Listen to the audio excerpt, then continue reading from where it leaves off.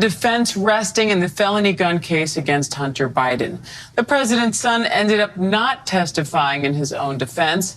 ABC News senior national correspondent Terry Moran joins me now from the courthouse in Wilmington, Delaware, along with ABC News legal contributor Brian Buckmeyer. Terry, what's the latest from court?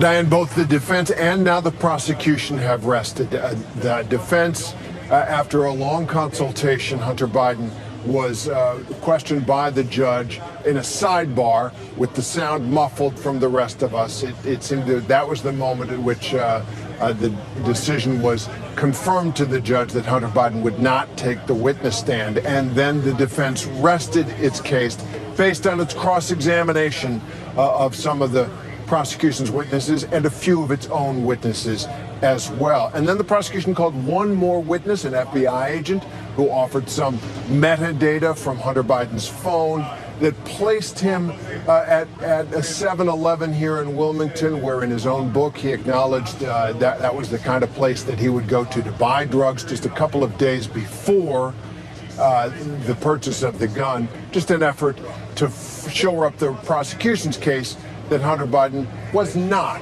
clean, was still abusing drugs at the moment or right up until the day of the purchase of that weapon. And so both sides have now rested their case. Closing arguments are next. Brian, what do you think went into the decision to not have Hunter Biden testify? So ultimately, whenever a person decides to or not to testify, it's their right to. An attorney can advise them, but it's ultimately a defendant's decision.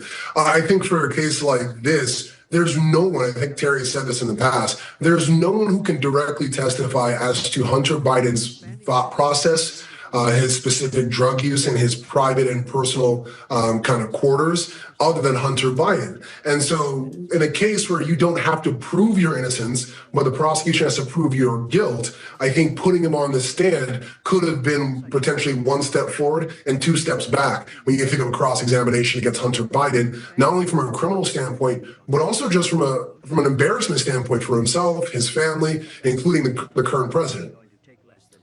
Terry, how vulnerable do you think the defense is, especially with Naomi Biden's testimony not quite going as the defense had hoped?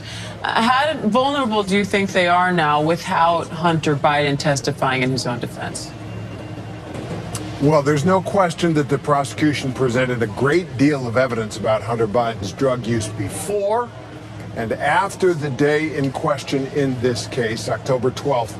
2018, but as to that day, they don't have any direct testimony or evidence that he was abusing drugs, but it's pretty close in the days around, and I expect the prosecution to say in their closing arguments, use your common sense.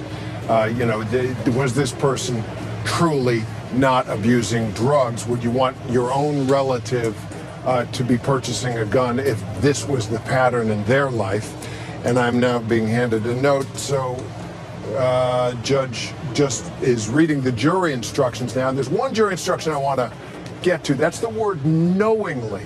The law says that the government must prove beyond a reasonable doubt that Hunter Biden knowingly lied on that form when he said he wasn't abusing drugs. And the judge will define knowingly to the jurors in these words. The government must prove beyond a reasonable doubt that the defendant was conscious and aware of the nature of his actions and of the surrounding facts and circumstances as specified in the offenses. So there's a little bit of room, I'd ask Brian on that, for the defense to make the case to the jury that given that level of proof the government must have, that they have to prove what his state of mind was, that he knowingly lied on that form.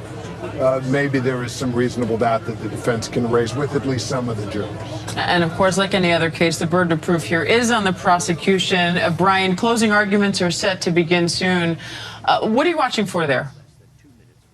I'm looking to see how the defense both explains knowingly, but also Hunter Biden's state of mind, and probably also add in the prosecution's burden. In a case like this, for me, where I think, and Terry pointed out, that the dots are pretty close. We know about Hunter Biden's drug use before October 12th, and we know about Hunter Biden's drug use after October 23rd. But for that 11-day period, there's no direct information. And for me as a defense attorney, I would say the prosecution or the government in this case came up and said it's their burden to prove the case beyond a reasonable doubt. So why are they now asking you to connect the dots? If they couldn't connect it for you, why is it now your burden? And I think in an argument like that, the defense would win, because for the government, it's highly suggestive that Hunter Biden did, in fact, lie on those documents. It's highly suggestive that he used during that time. But highly suggestive isn't the standard in a case like this. And so I'm interested to see how both sides argue that.